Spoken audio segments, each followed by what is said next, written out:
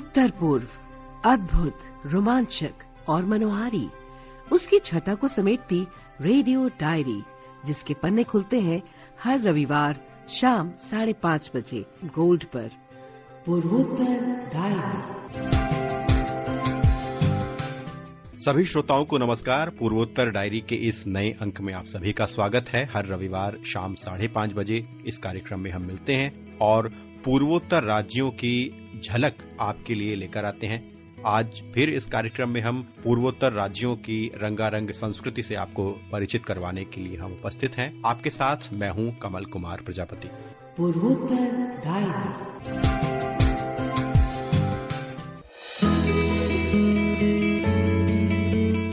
तो चलिए कार्यक्रम की शुरुआत करते हैं और अपनी डायरी का पहला पन्ना खोलते हैं और पूर्वोत्तर राज्य के एक खास राज्य की हम सैर पर आपको लिए चलते हैं। आज हम चर्चा कर रहे हैं सिक्किम राज्य के बारे में।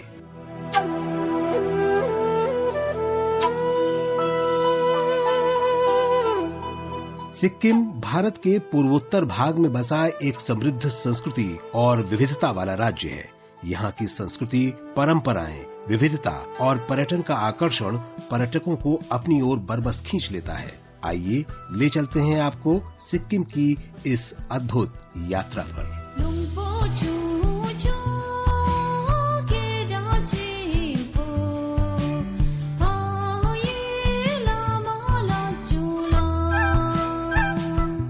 सिक्किम राज्य अलग अलग समुदायों, धर्मों और परंपराओं का संगम है।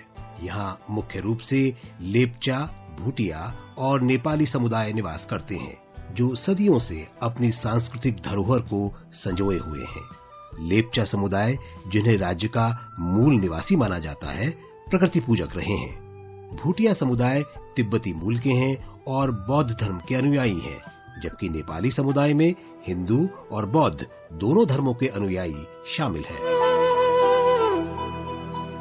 सिक्किम में मनाए जाने वाले त्योहार राज्य की सांस्कृतिक समृद्धि को दर्शाते हैं। लोसार, जो तिब्बती नववर्ष है, लुसोंग, सागा दावा, फांग लैप्सोल, दशैन और तिहाड़, दिवाली यहाँ के दूसरे प्रमुख त्योहार हैं।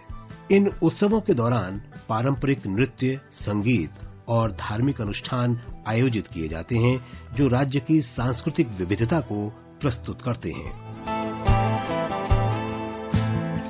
सिक्किम में नेपाली, भूटिया, लेप्चा, लिम्बू, हिंदी और अंग्रेजी प्रमुख भाषाएं हैं। नेपाली भाषा यहाँ की सबसे आम भाषा है, जबकि अंग्रेजी और हिंदी भी व्यापक रूप से बोली और समझी जाती है। इसके अलावा तिब्बती, शेरपा और अन्य स्थानीय भाषाएं भी प्रचलित हैं, जो राज्य की भाषाई विविधता को दर्शाती हैं। इस राज्य की हस्तशिल्प परंपरा समृद्ध और विविधताओं से भरी है। यहाँ के कारीगर ऊनी कालीन, चौकसी टेबल, थंका चित्रकला और बांस बेंत के उत्पादों के निर्माण में निपुण हैं। राज्य के विभिन्न हिस्सों में स्थित कुटीर उद्योग संस्थान इन हस्तशिल्प वस्तुओं के उत्पादन और इन्हें प्रोत्साहन देने में महत्वपूर्ण भूमिका निभाते हैं। इस राज्य का भोजन भी पारंपरिक है, जो नेपाली, तिब्बती और भूटानी व्यंजनों का मिश्रण है। यहाँ के प्रमुख व्यंजनों में मोमो, थोक्पा गुंडक, सिंकी, बांस शूट और किण्वित सोयाबीन से बने व्यंजन शामिल हैं। चावल यहाँ का मुख्य भोजन है और स्थानीय लोग तोंगबा, जो कि बाजरा से बना एक पेय होता है, उसका भी भोजन में इस्तेमाल करते हैं। सिक्किम की प्राकृतिक सुंदरता और सांस्कृतिक धरोहर पर्यटकों को आकर्षित करती है। यहाँ हम कुछ प्रमुख पर्यटन स्थलों की चर्चा जरूर करना चाहेंगे। गंगटोक, जो सिक्किम की राजधानी है, 5,500 फीट की ऊंचाई पर स्थित है। यहाँ से कंचनजंगा का शानदार दृश्य देखा जा सकता है। सोमगो झील गंगटोक से 38 किलोमीटर दूर स्थित है। 12,400 फीट की ऊंचाई पर स्थित ये झील अपनी अलौकिक सुंदरता के लिए जानी जाती है। पूर्वी सिक्किम में स्थित अरितार इतिहास और प्राकृतिक सुंदरता की दृष्टि से बहुत महत्वपूर्ण है। यहाँ खांग चेंदोंगा का लुभावना दृश्य देखा जा सकता है। नाथुला दर्रा, भारत चीन सीमा पर स्थित नाथुला दर्रा ऐतिहासिक सिल्क रूट का हिस्सा है और पर्यटकों के आकर्षण का केंद्र है। थुमथांग घाटी फूलों की घाटी के नाम से प्रसिद्ध है। ये स्थान वसंत ऋतु में रंग बिरंगे फूलों से भर जाता है। सिक्किम की यात्रा के लिए मार्च से जून और सितंबर से दिसंबर का समय सबसे उपयुक्त माना जाता है। इस दौरान मौसम सुहावना होता है और पर्यटक विभिन्न गतिविधियों का आनंद भी ले सकते हैं। सर्दियों में बर्फबारी का आनंद लेने के लिए दिसंबर से फरवरी का समय भी उपयुक्त है। सिक्किम राज्य अपनी समृद्ध जैव विविधता के लिए भी जाना जाता है। यहाँ विभिन्न प्रकार के वनस्पति और जीव जंतु पाए जाते हैं, जिनमें कई दुर्लभ प्रजातियां भी शामिल हैं। कंचनजंगा राष्ट्रीय उद्यान, जो यूनेस्को विश्व धरोहर स्थल है, राज्य की जैव विविधता का प्रमुख केंद्र है। तो यदि आप सिक्किम की यात्रा पर जाना चाहते हैं तो इस समृद्ध राज्य को अपनी पर्यटन सूची में जरूर शामिल करें। पूर्वोत्तर डायरी के लिए विशाल शर्मा। श्रोताओं, हमारी स्वतंत्रता संग्राम में बहुत से क्रांतिकारियों ने, स्वतंत्रता सेनानियों ने देश की स्वाधीनता के लिए संघर्ष किया, अपने प्राण निछावर किए। पूर्वोत्तर भारत में भी ऐसी महान विभूतियां हुई हैं जिन्होंने भारत की स्वतंत्रता में अपना एक बहुत महत्वपूर्ण रोल निभाया है। ऐसी ही एक प्रेरणादायी व्यक्तित्व हैं रानी गाइडिनल्यू। रानी गाइडिनल्यू पूर्वोत्तर भारत की वो प्रेरक विभूति हैं जिन्होंने एक छोटी सी आयु में ही ब्रिटिश सत्ता के खिलाफ लोहा लिया और पूर्वोत्तर भारत की जनजातीय संस्कृति की रक्षा की, पूर्वोत्तर भारत की संप्रभुता की रक्षा की और स्वतंत्रता संग्राम में बड़े सुनहरे अक्षरों में उनका नाम आज लिखा जाता है। और स्वतंत्रता प्राप्ति के बाद भी सामाजिक कार्यों में उन्होंने अपना बहुत बड़ा योगदान दिया। समाज और देश की सेवा में उनके इस अतुलनीय योगदान से उन्हें आज हम एक बहुत बड़ी प्रेरणा के तौर पर याद करते हैं। तो आइए रानी गाइडिनल्यू के व्यक्तित्व पर एक खास रिपोर्ट आपको सुनवाते हैं और इस रिपोर्ट के माध्यम से हम आप तक ये भी बात पहुंचाना चाहते हैं कि किस तरह से पूर्वोत्तर भारत उन महान विभूतियों से सुशोभित है जिन्होंने देश सेवा, राष्ट्र सेवा में अपना महत्वपूर्ण योगदान दिया है। आइए ये विशेष रिपोर्ट सुनते हैं।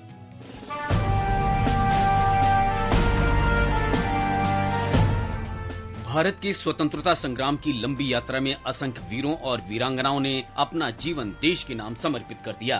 पूर्वोत्तर की भूमि भी त्याग और बलिदान की गाथा से भरी पड़ी है।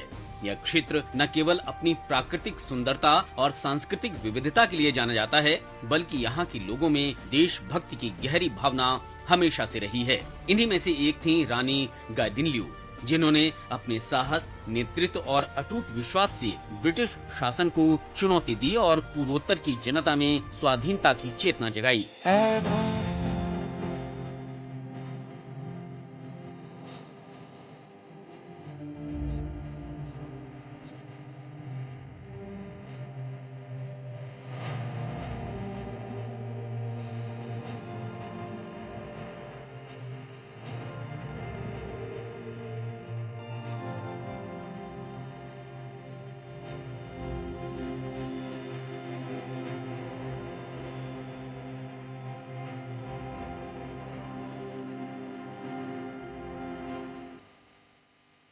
रानी गाइडिनल्यू का जन्म 26 जनवरी 1915 को मणिपुर के तामेंगलोंग जिले के लुआंगकाओ गांव में हुआ था।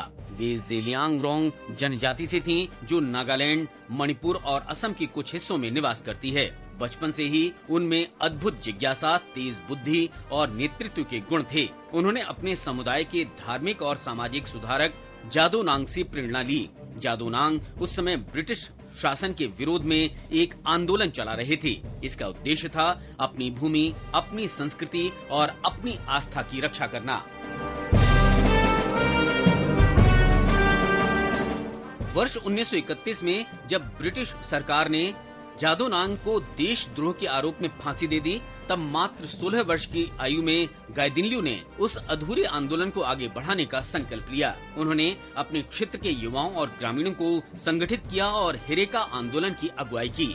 इस आंदोलन का मूल उद्देश्य था विदेशी शासन के विरुद्ध संघर्ष और अपने समुदाय को आत्मनिर्भर, एकजुट और जागरूक बनाना। गाइडिनल्यू ने कहा था, हम अपने पर्वतों और नदियों की रक्षा करेंगे क्योंकि यही हमारी पहचान है। उनके नेतृत्व में पहाड़ी इलाकों में कई गांवों ने ब्रिटिश शासन के विरुद्ध आवाज उठाई। उन्होंने छापामार शैली में काम किया। ब्रिटिश पुलिस चौकियों पर हमले किए और लोगों को स्वतंत्रता के लिए संगठित किया। उनकी लोकप्रियता इतनी बढ़ी कि ब्रिटिश सरकार ने उन्हें खतरनाक महिला घोषित किया और उनके सिर पर इनाम रखा। मिटाने से नहीं मिटते, डराने से नहीं डरते, वतन के नाम पे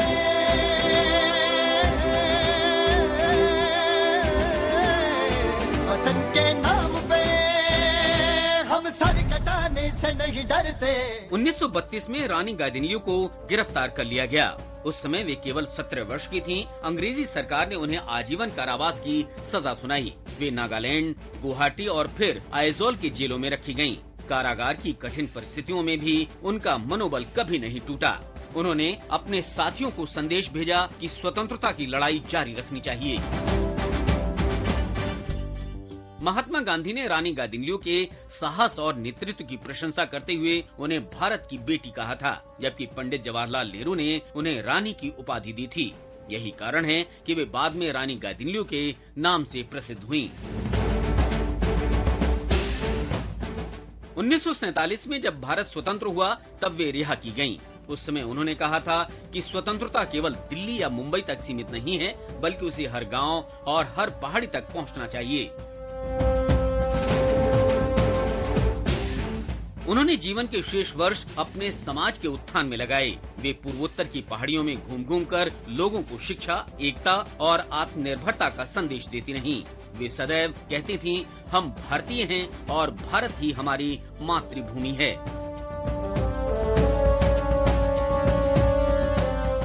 रानी गाइदिन्ल्यू ने अपने क्षेत्र में भारतीय एकता की भावना को मजबूत किया।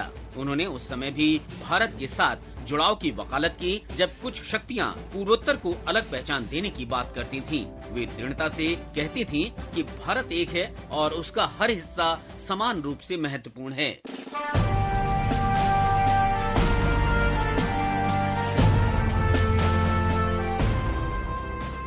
रानी गाइदिन्ल्यू का जीवन हमें ये सिखाता है कि स्वतंत्रता केवल मैदानों में लड़ी गई लड़ाई का नाम नहीं, बल्कि ये उन दूरस्थ पहाड़ियों में भी लड़ी गई थी, जहां लोग अपने विश्वास, अपनी संस्कृति और अपने अस्तित्व की रक्षा के लिए लड़ रहे थे।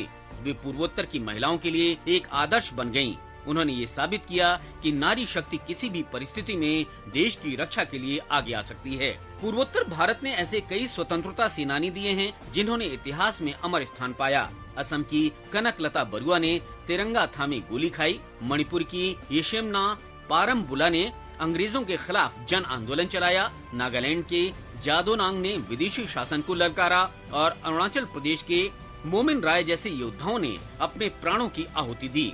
ये क्षेत्र भारतीय स्वतंत्रता संग्राम की उस अदृश्य परंतु सशक्त धारा का प्रतीक है जिसने पूरे देश में आत्मबल जगाया। रानी गाइदिन्ल्यू का निधन 17 फरवरी 1993 को हुआ।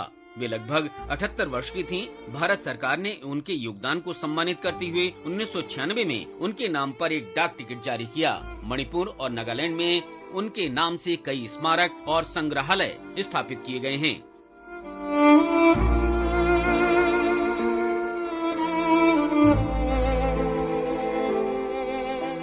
आज जब हम स्वतंत्र भारत में सांस ले रहे हैं, तब हमें ये याद रखना चाहिए कि ये स्वतंत्रता केवल कुछ महानगरों की देन नहीं, बल्कि ये उन पहाड़ों, वादियों और गांवों की भी देन है जहां रानी गाइदिन्ल्यू जैसी वीरांगनाओं ने अपने जीवन की आहुति दी।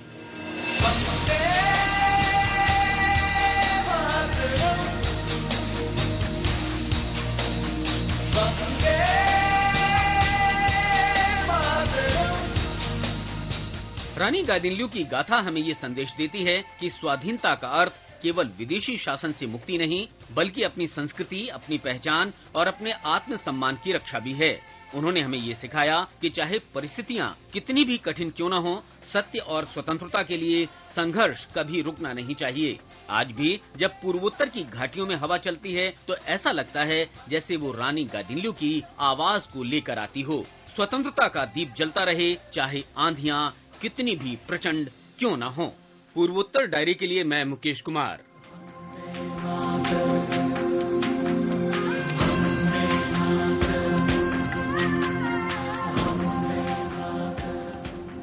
त्रिपुरा के बारे में विस्तार से बात करेंगे और जानेंगे कि त्रिपुरा हमारे देश का किस तरह से एक अभिन्न राज्य है और यहाँ की संस्कृति, परंपरा, कला, खान पान और यहाँ की जीवन शैली किस तरह की है। तो आइए सुनते हैं त्रिपुरा के बारे में ये खास विवरण। त्रिपुरा भारत के पूर्वोत्तर क्षेत्र का तीसरा सबसे छोटा राज्य अपनी अनूठी सांस्कृतिक धरोहर, प्राकृतिक सौंदर्य और समृद्ध इतिहास के लिए प्रसिद्ध है। ये राज्य विविधता और परंपराओं का एक ऐसा मेल है जो हर किसी को आकर्षित करता है। त्रिपुरा का नाम संस्कृत के त्रिपुर शब्द से लिया गया है, जिसका अर्थ है 3 शहरों का राज्य। ये राज्य कभी त्रिपुरी राजवंश का हिस्सा था, जिन्होंने लगभग 500 वर्षों तक यहाँ शासन किया। सन 1949 में त्रिपुरा भारत का हिस्सा बना और तब से ये अपनी विशिष्ट पहचान बनाए हुए है।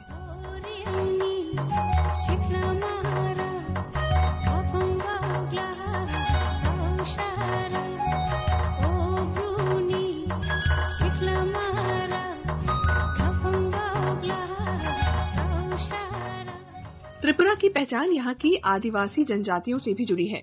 यहाँ कुल 19 आदिवासी जनजातियां निवास करती हैं, जिनमें त्रिपुरी, रियांग, जामतिया और चकमा प्रमुख है। प्रत्येक जनजाति की अपनी भाषा, परंपरा, पोशाक और जीवन शैली है, जो राज्य को एक सांस्कृतिक रंगमंच बनाती है। इन जनजातियों के त्योहार, नृत्य और संगीत त्रिपुरा की संस्कृति का अभिन्न अंग है। त्रिपुरा की कला और हस्तशिल्प भारत भर में अपनी अनूठी शैली और सुंदरता के लिए प्रसिद्ध है। बांस और बेत से बने उत्पाद जैसे टोकरियां, फर्नीचर और सजावट का सामान त्रिपुरा की शिल्प कला की अनमोल धरोहर है। यहाँ के कारीगर अपनी कला में माहिर हैं और हर वस्तु को हाथ से बनाते हैं, जो इसे खास बनाता है। त्रिपुरा का हथकरघा उद्योग भी बहुत महत्वपूर्ण है। यहाँ की रेशमी और सूती साड़ियाँ, खासकर रिसा और रिगनाई, न केवल स्थानीय बल्कि अंतर्राष्ट्रीय बाजारों में भी लोकप्रिय हैं। त्रिपुरा के लोक संगीत और नृत्य यहाँ की आत्मा है। यहाँ का होजागिरी नृत्य रियांग जनजाति की महिलाओं द्वारा किया जाता है, जिसमें वे मिट्टी के बर्तन और दिए लेकर अद्भुत संतुलन बनाते हुए नृत्य करती हैं। ये नृत्य फसल कटाई के बाद खुशी और उत्सव के अवसर पर किया जाता है। गौरिया नृत्य भी त्रिपुरा का एक प्रसिद्ध लोक नृत्य है, जिसे भगवान शिव और मां पार्वती की आराधना के दौरान प्रस्तुत किया जाता है। इन नृत्यों में दिखने वाली ऊर्जा और जीवंतता त्रिपुरा की संस्कृति का प्रतिबिंब है। त्रिपुरा का ऐतिहासिक महत्व इसकी वास्तुकला और स्मारकों में भी झलकता है। उज्जयंत महल, जो अगरतला में स्थित है, त्रिपुरा के राजाओं का शाही निवास था। इस महल की वास्तुकला, बगीचे और भव्यता इसे त्रिपुरा का एक महत्वपूर्ण पर्यटन स्थल बनाते हैं। नीर महल, जो रुद्रसागर झील के बीच में स्थित है, राज्य का एकमात्र महल है। ये महल त्रिपुरा के शाही वैभव और संस्कृति की झलक देता है।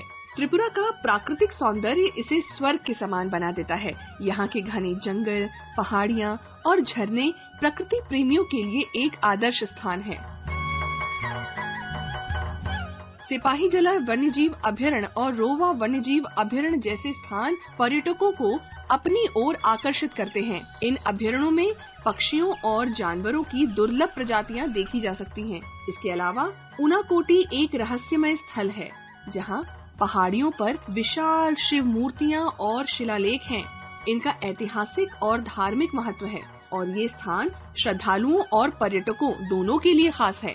त्रिपुरा के खान पान में भी इसकी सांस्कृतिक विविधता का प्रभाव साफ दिखाई देता है। यहाँ का मोस्टिंग सेबा, जो टमाटर की चटनी है, बेहद लोकप्रिय है। इसके अलावा बांस के अंकुर की करी और बांगुई चावल त्रिपुरा के पारंपरिक व्यंजन हैं। रियांग जनजाति की पोर्क डिशेस और फिश स्टू भी यहाँ के प्रमुख व्यंजनों में शामिल हैं। यहाँ के खाने में ताजगी और स्थानीय मसालों का खास स्वाद होता है, जो हर किसी को पसंद भी आता है। त्रिपुरा के त्योहार और मेले यहाँ की सांस्कृतिक धरोहर को और भी समृद्ध बनाते हैं। खार्ची पूजा, जो 14 देवताओं की पूजा के लिए प्रसिद्ध है, राज्य का सबसे बड़ा त्योहार है। ये त्योहार पूरे राज्य में बड़े धूमधाम से मनाया जाता है। गरिया पूजा, जो आदिवासी जनजातियों के फसल कटाई से जुड़ा त्योहार है, ये भी बहुत महत्वपूर्ण है। दुर्गा पूजा, गंगा सप्तमी और कई अन्य धार्मिक और सांस्कृतिक आयोजन त्रिपुरा की विविधता और एकता को दर्शाते हैं। त्रिपुरा आज के समय में विकास के पथ पर तेजी से आगे बढ़ रहा है। अगरतला राज्य की राजधानी अब स्मार्ट सिटी के रूप में विकसित हो रही है। शिक्षा, स्वास्थ्य और बुनियादी ढांचे के क्षेत्र में राज्य ने उल्लेखनीय प्रगति की है। त्रिपुरा एक ऐसा राज्य है जहां प्रकृति, संस्कृति, इतिहास और परंपरा का अद्भुत मेल है। यह छोटा सा राज्य अपनी अनोखी पहचान और विविधता के लिए जाना जाता है। अगर आपको कभी मौका मिले तो त्रिपुरा जरूर आए और इसकी खूबसूरती और संस्कृति को करीब से महसूस करें। ये राज्य न केवल भारत की सांस्कृतिक धरोहर का हिस्सा है, बल्कि ये हर उस व्यक्ति को अपनी ओर खींचता है जो इसे जानने और देखने की चाहत रखता है। पूर्वोत्तर डायरी के लिए मैं प्राची प्रिया।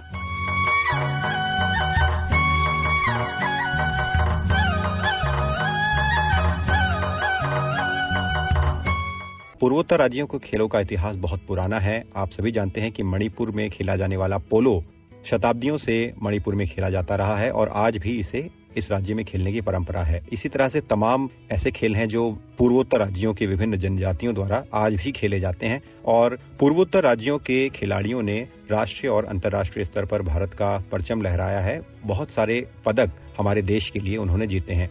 तो आइए एक विस्तृत आपको रिपोर्ट सुनवाते हैं पूर्वोत्तर राज्यों के खेलों की रोचक यात्रा पर, जिसमें हम बात कर रहे हैं पूर्वोत्तर राज्यों के परंपरागत खेलों के बारे में और साथ में सरकार की कुछ योजनाओं के बारे में जिसके तहत पूर्वोत्तर राज्यों में खेलों को बढ़ावा दिया जा रहा है। उत्तर पूर्व भारत, जिसे हम भारत का रत्न भी कह सकते हैं, न केवल अपनी संस्कृति, परंपराओं और भाषाई विविधताओं के लिए जाना जाता है, बल्कि यहाँ के लोग खेलों के क्षेत्र में भी भारत को नई ऊंचाइयों तक ले जा रहे हैं। यहाँ की मिट्टी में ऐसी सादगी और कठोरता है जो खिलाड़ियों को मानसिक और शारीरिक रूप से मजबूत बनाती है। यहाँ के पारंपरिक खेल आज भी गांव कस्बों में जीवित हैं और वहीं से निकलते हैं ऐसे खिलाड़ी जो आगे चलकर अंतर्राष्ट्रीय मंचों पर भारत का परचम लहराते हैं।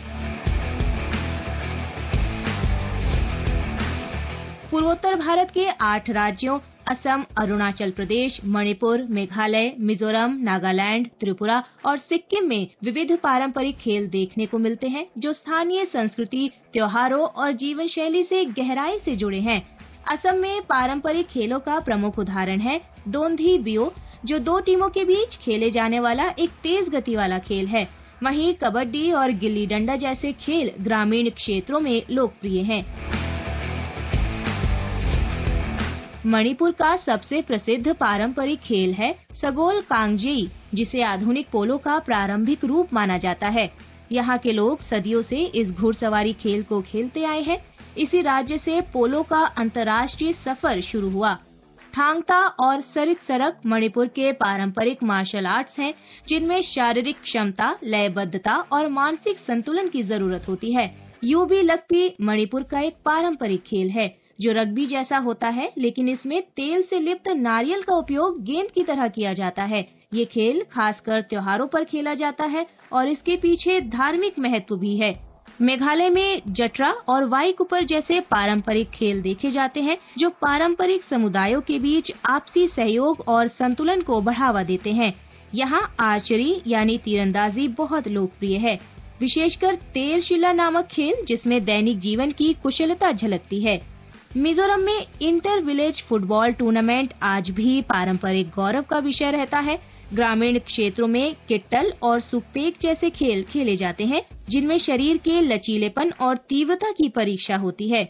नागालैंड में खो खो और सेसे जैसे पारंपरिक खेल युवाओं को न केवल शारीरिक रूप से दक्ष बनाते हैं, बल्कि सामुदायिक भावना भी सिखाते हैं। नागा रेसलिंग यहाँ का एक अत्यंत लोकप्रिय खेल है जो ताकत, संतुलन और तकनीक पर आधारित होता है। अरुणाचल प्रदेश में एपटानी जनजाति का डीलो खेल और मिश्मी जनजाति का कट्टा फाइटिंग आज भी पारंपरिक मेलों में दिखते हैं। यहाँ के बोंग गेम्स और लोकल एथलेटिक्स स्पर्धाएं उच्च पर्वतीय क्षेत्रों में खेले जाते हैं, जहाँ ऑक्सीजन की कमी के बावजूद खिलाड़ी पूरी ऊर्जा के साथ खेलते हैं। त्रिपुरा में मुकना और थांगुट जैसे कुश्ती आधारित खेल स्थानीय युवाओं में खासे लोकप्रिय हैं। बम्बा और नटुआ जैसे खेल भी विभिन्न जनजातियों में खेले जाते हैं। सिक्किम में याक रेसिंग और थोडगे जैसे खेल पारंपरिक त्योहारों का हिस्सा हैं।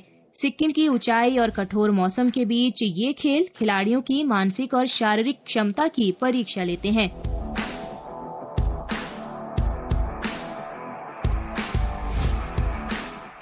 ये पारंपरिक खेल न केवल सांस्कृतिक पहचान के वाहक हैं, बल्कि खेल भावना, अनुशासन और परिश्रम के बीज भी बोते हैं। यही कारण है कि आज इन राज्यों से निकलकर कई युवा खिलाड़ी देश का प्रतिनिधित्व अंतर्राष्ट्रीय खेल मंचों पर कर रहे हैं। उत्तर पूर्व भारत के खिलाड़ी अब किसी भी खेल मंच पर केवल भाग लेने नहीं जाते, बल्कि पदक जीत कर लौटते हैं। इस क्षेत्र की मेहनती और अनुशासित जीवन शैली ने यहाँ के खिलाड़ियों में एक विशेष मानसिक दृढ़ता पैदा की है, जो खेलों में अत्यंत महत्वपूर्ण मानी जाती है। उत्तर पूर्वी भारत के युवाओं में खेल प्रतिभा को प्रोत्साहित करने के लिए केंद्र और राज्य सरकारों ने अनेक योजनाएं शुरू की हैं, जिनका प्रभाव अब स्पष्ट रूप से दिखने लगा है।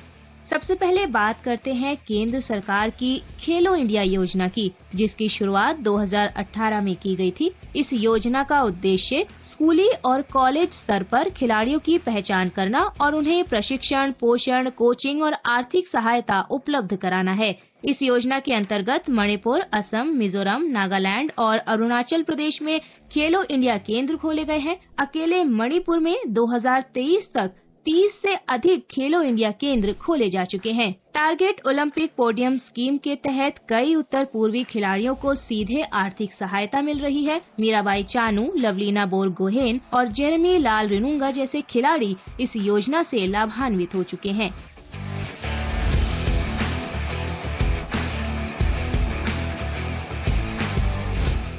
उत्तर पूर्वी क्षेत्रीय युवा संसाधन केंद्र के माध्यम से भी खेलों को बढ़ावा देने के लिए प्रशिक्षण शिविर और प्रतियोगिताएं आयोजित की जाती हैं। मणिपुर सरकार ने राज्य खेल नीति 2020 को लागू किया है, जिसके अंतर्गत खिलाड़ियों को नकद पुरस्कार, सरकारी नौकरी और छात्रवृत्ति दी जाती है। मिजोरम सरकार ने स्टेट स्पोर्ट्स पॉलिसी लागू की है, जिसके अंतर्गत प्रत्येक जिले में बहुउद्देशीय इंडोर स्टेडियम बनाए जा रहे हैं। मिजोरम में फुटबॉल के लिए मिजोरम प्रीमियर लीग शुरू की गई है। असम सरकार ने 2023 में मिशन टैलेंट हंट की शुरुआत की थी। गुवाहाटी में सरू सजाई स्पोर्ट्स कॉम्प्लेक्स एथलेटिक्स, तैराकी, शूटिंग और फुटबॉल के लिए आधुनिक सुविधाएं प्रदान करता है। नागालैंड सरकार ने यूथ एम्पावरमेंट थ्रू स्पोर्ट्स कार्यक्रम चलाया है। कोहिमा में नागालैंड ओलंपिक्स का आयोजन अब नियमित रूप से हो रहा है। अरुणाचल प्रदेश सरकार ने हाल ही में स्पोर्ट्स इंफ्रास्ट्रक्चर डेवलपमेंट प्लान लागू किया है। वहीं त्रिपुरा सरकार की खेलो त्रिपुरा पहल और सिक्किम सरकार के याक गेम्स फेस्टिवल पारंपरिक खेलों को पुनर्जीवित करने का प्रयास है। पूर्वोत्तर भारत में भारतीय खेल प्राधिकरण के कई क्षेत्रीय केंद्र भी कार्यरत है।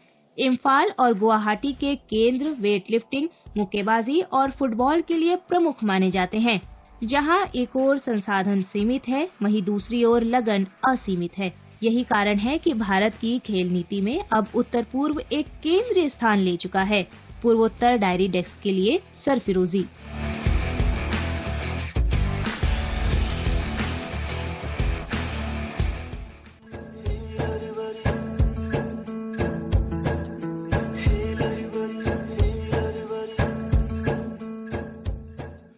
श्रोताओं, आज के कार्यक्रम का अंक यहीं तक। आप अपनी प्रतिक्रिया और सुझाव हम तक पहुंचाते रहिए। हमारी ईमेल आईडी और हमारा व्हाट्सएप नंबर आप नोट कर सकते हैं, जिसके माध्यम से आप अपने सुझाव हम तक पहुंचा सकते हैं। ईमेल आईडी है airnsdtalks@gmail.com और व्हाट्सएप नंबर है 9289094044।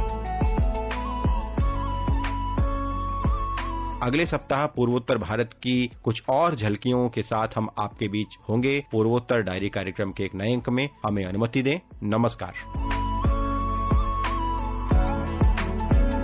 आलेख व संकलन कमल कुमार प्रजापति, प्रस्तुति सहायक दानिश जैदी। पूर्वोत्तर डायरी।